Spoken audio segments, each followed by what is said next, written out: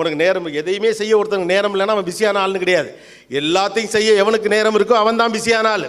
அப்போ எல்லாத்தையும் செய்கிறதுக்கு உங்களுக்கு நேரம் இருக்கணும். அப்போ உங்கள் நேரம் உங்கள் கட்டுப்பாட்டுக்குள்ளே இருக்கணும். ஏன் நேரத்தை பற்றி இன்றைக்கி இவ்வளோ முக்கியமாக நான் சொல்கிறேன்னா, இல்லாட்டி உங்கள் நேரத்தை வேற ஒருத்தர் எடுத்துகிட்டு போயிடுவான், வேற ஒருத்தர் எடுத்துகிட்டு போகிறான்னா அவனுக்கு பிடிச்ச மாதிரி உங்களை யூஸ் பண்ணிடுவோம்.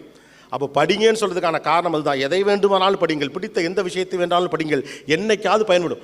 எதை பற்றி டைட்டில் கொடுத்தாலும் கோபிநாத் பேசுகிறான் அப்படின்னு சில பேருக்கு ஆச்சரியமாக இருக்கலாம். அது ஒன்றும் இப்போ சேர்த்தது கிடையாது. தயாரிப்பு என்பது இன்றைக்கு நடப்பது கிடையாது, எப்போதும் நடக்கும். உள்ளுக்குள்ள ஒரு லைப்ரரி இருக்கும், அது தட்டினா தானாக வந்து பொத்துன்னு விழுந்துக்கிட்டே இருக்கும். நீங்கள் எந்த சிக்கலுக்கும் கவலைப்பட வேண்டியதில்லை, எல்லோருக்கும் சாத்தியம்.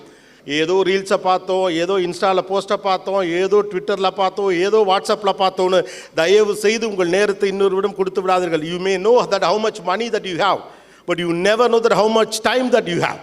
ரைட்டா? உங்களிடம் எவ்வளவு பணம் இருக்கு வேணால் உங்களுக்கு தெரியலாம், ஆனால் உங்கள்கிட்ட எவ்வளவு நேரம் இருக்குன்னு உங்களுக்கு தெரியாது.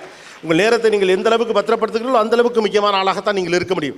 அதனால் பெரும் பணக்காரர்களிடம், பெரிய தொழில் அதிபர்களிடம், மிகப்பெரிய அறிவாளிகளை கவனித்து பாருங்கள். அவங்க தங்கள்